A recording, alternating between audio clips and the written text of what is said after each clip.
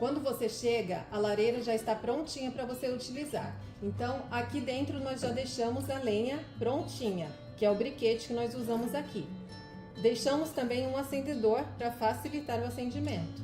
Então é só pegar o acendedor, acender e colocar no meio dos briquetes, fechar a portinha e deixar a entrada de ar aqui no meio, ok?